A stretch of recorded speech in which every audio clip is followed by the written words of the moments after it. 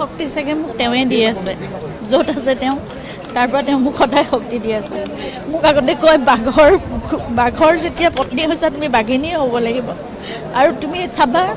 তোমাক সকলোৱে এনেকৈ মৰম দি ৰাখিব মই এতিয়া ৰৈ থাকোঁতে যেতিয়া ইমান লোক আহে প্ৰতিটো খুঁটাত তেওঁৰ ফটো লগাই থোৱা আছে আৰু প্ৰতিখন ফটোৰ পৰা তেওঁ মোক চাইছে যেন কৈ আছে আকৌ এনেকৈ লাগে মই কৈছিলোঁ নহয় তোমাক আগতে চোৱা এতিয়া ইমান মানুহ আহিছে যে তুমি আহৰিয়ে পোৱা নাই গতিকে মোক সেইখিনি শক্তি তেওঁ দি যাব মই জানো তেওঁ এজন ঈশ্বৰ পুৰুষ আছিল মইহে চাগে অকল মানে আমি চাগে ভাবিছিলোঁ এজন মানৱ মোৰ স্বামী হৈ আছে পৰিয়ালৰ এজন হৈ আছে এজন শিল্পী হৈ আছে কিন্তু তেওঁ এজন এতিয়া ঈশ্বৰ পুৰুষ মই জানো মোৰ প্ৰতিটো খোজ বাট মোক তেওঁ পোহৰাই লৈ যাব মই সদায় তেওঁকে প্ৰাৰ্থনা কৰোঁ তেওঁ আচলতে এটা মিছনতে আহিছিল তেওঁ নিজৰ সময় লৈ আহিছিল নিজৰ ক'বলগীয়াখিনি নিজৰ কৰিবলগীয়াখিনি কৰি গ'ল যেতিয়া তেওঁ থাকোঁতেও কিছুমান কথা নুবুজা নিচিনা লাগে বহুতে তাৰ অৰ্থ নুবুজি পেলাই বেলেগ অৰ্থ ওলায় বেলেগ ধৰণৰ কথা হয় আমি অলপ চিন্তিত হ'লেও তেওঁ কয় মোৰ কথা আজি বুজি পোৱা নাই 10 বছৰৰ পিছত মানুহে বুজি পাব আৰু এতিয়া সেই কথাটোৱে আমি ভাবোঁ যে তেওঁ আচলতে বুজাবলৈও সময় নাছিল তেওঁ নিজৰ সময়ৰ বাবে আহিছিল নিজৰ কামখিনি কৰিছিল নিজৰ কথাখিনি তেওঁ কৈছিল আৰু সেইখিনি সময়ত তেওঁ তাক বিশ্লেষণ কৰাই মানুহক বুজাই যাবলৈও চাগে সময় নাছিল সেইকাৰণে খৰধৰকৈ সকলো কাম তেওঁ কৈছিল আৰু এতিয়া দেখিছোঁ এতিয়া আমিও বুজি পাইছোঁ আমিও বুজি আছোঁ বহুত কথা তেওঁ কৈ যোৱা আৰু মই ভাবোঁ সকলোৱে সেই কথাবোৰ লাহে লাহে বুজি পাব তেওঁ কিয় কৈছিল কেনেকৈ কৈছিল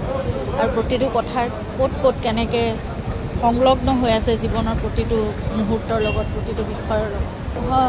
সেইটোৱে তেওঁ সদায় চাব বিচাৰিছিল বৰ অসম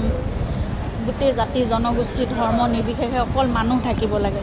আজি একত্ৰিত হৈ আছে কিন্তু মই আশা কৰোঁ মই প্ৰাৰ্থনা কৰোঁ সকলোৰে প্ৰতি আজি মই আহ্বানো জনাওঁ আজি জুবিনৰ কাৰণে যেনেকৈ সকলো একত্ৰিত হৈছে সকলোৱে আহি ইয়াত গোটেই সকলো ধৰ্মৰ লোক ইয়াত প্ৰাৰ্থনা কৰিছে তেওঁৰ বাবে সকলো কোনো ৰাজনীতিক কোনো দল সংগঠন নাই কোনো জাতি ধৰ্ম নাই একোৱে নাই এনেকৈ সদায় মানুহ থাকক তেতিয়া তেওঁ সুখী হ'ব আৰু তাৰ বাহিৰে মই তেওঁ ক'ৰবাত শান্তি পাব বুলি মই যদি আকৌ সেই একেই ধৰণৰে মানে খোৱা কামোৰাবোৰ হৈ থাকে তেওঁ শান্তি নাপায় কিন্তু তেওঁৰ আত্মাই মই ভাবোঁ যদি সকলোৱে তেওঁ সঁচাকৈ আজি যেনেদৰে মৰম দিছে কৈছে সদায় তেনেকৈ থাকক তেওঁৰ আদৰ্শ আছিল তেওঁৰ ইচ্ছা তেওঁৰ সকলো আশা সেইটোৱে আছে সপোন আছে সেই সপোনখিনি সাৰ্থক হওক মই সেয়াই কামনা কৰিম আমি সকলোৱে বিচাৰিছোঁ কি হৈছিল ঘটনাটো আমাক জনাব লাগিব জানিব লাগিব কিয় হৈছিল সেইটো জানিব লাগিব আৰু সেই কামটো মানে এনেকুৱা এজন মানুহক এনেকৈ মানে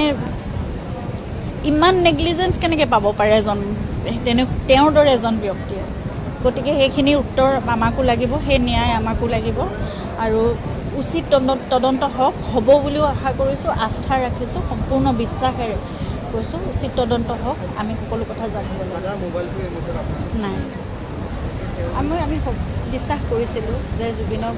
আমাৰ অনুপস্থিতিত সেইখিনি কেয়াৰ ল'ব কিন্তু সেই কেয়াৰখিনি দেখা নগ'ল মেডিচিনখিনিতো আমি দি পঠাইছিলোঁ তেওঁৰ এটাই মেডিচিন আচলতে সেইটো তেওঁৰ যোৱা বছৰ আগষ্টৰ 2024 আগষ্টত যেতিয়া তেওঁৰ লাষ্ট যিটো মানে এটেক আহিছিল যিটো চিজাৰ এটেক আহিছিল তাৰপিছত তেওঁক লেভিপিল এক্সাৰ বুলি এটাই টেবলেট তেওঁক দিছিল 24 ঘণ্টাত খাব লাগে আৰু আমি সেই টেবলেটটো এনেদৰে ৰাখোঁ মই কেইবাটাও টেমা মানে বনাই দিছোঁ তেওঁৰ বেগত থাকে তেওঁৰ গাড়ীত থাকে তেওঁৰ ষ্টুডিঅ'ত থাকে আমাৰ ঘৰত থাকে গতিকে তেনেদৰে সকলোবোৰ কেৰিও কৰিছিলে মই সদায় থৈ দিওঁ তেনেকৈ য'তেই যাওঁ তেওঁ যাতে বেৰটো মিছ নকৰে আৰু তেওঁৰ লগত যিকেইজন নিৰাপত্তা ৰক্ষী থাকে লণ্ডেশ্বৰ বৰা বা বৈশ্যদা তেওঁলোকে সদায় চায় আৰু এবাৰো ভাবিছিলোঁ যে তেওঁক মেডিচিন দিছে মেডিচিনটোৰ কথা অৱশ্যে আমি নাজানো তেওঁ খাইছেনে নাই খোৱা কিন্তু আমিতো দি পঠাইছোঁ লৈ গৈছে সেই কথাটোতো গম নাপাওঁ কিন্তু দিছেনে নাই দিয়া মই আগদিনা কথা পাতিছোঁ মই এইটো কথা নাজানিছিলোঁ যে তেওঁলোকৰ ইয়ত পাৰ্টি কিবা মানে প্লেন হৈছে হয়তো সেইটো জুবিনেও নাজানিছিলে কাৰণ জুবিনে যদি জানিলেহেঁতেন 18 তাৰিখে মই যেতিয়া কথা পাতিছোঁ তেওঁৰ লগত তেতিয়া তেওঁ হয়তো মোক খুব উৎসাহেৰে ক'লেহেঁতেন কাৰণ তেওঁ এনেকুৱা বস্তুবোৰ ভাল পায়তো খুব উৎসাহেৰে চাগে ক'লেহেঁতেন যে কাইলৈ এনেকুৱা ধৰণৰ এটা মানে কিবা এটা প্লেন হৈছে কিন্তু পোৱা নাই আৰু ৰাতিলৈতো ভিডিঅ'বোৰ দেখিছিলোঁ তেওঁ টিয়াৰ্ছ ইন হেভেন গাইছে অন্য এজন শিল্পীৰ অনুষ্ঠানত তেওঁ চাই আছে ন' মেন ন' ক্ৰাই নিজে গাই আছে তেওঁ তাৰপিছত টিয়াৰ্ছ ইন হেভেন ষ্টেজত গাইছে তাৰপিছত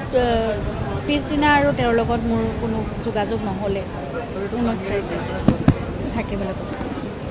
সকলোৱে জানে এই কথাটো সকলোৱে জানে সেই কথাখিনি সকলোৱে জানে এতিয়া মইতো সেইটো অৱস্থাত বাৰু নাই তথাপিতো মোক সকলো জনাই আছে তেওঁলোকে ৰাজেশ ৰাহুলতে সকলো চিনেমাখনৰ লগত জড়িত প্ৰতিজনে কামবোৰ আগবঢ়াই নি আছে তেওঁলোকে আৰু এই সকলোবোৰ যিবোৰ নীতি নিয়ম সেইখিনি শেষ হওক তাৰপিছত ময়ো লাগিম 3 তাৰিখমানৰ পৰা আমি সম্পূৰ্ণভাৱে লাগিম আৰু 31 তাৰিখে আমি ৰিলিজ কৰিবলৈ চেষ্টা কৰিম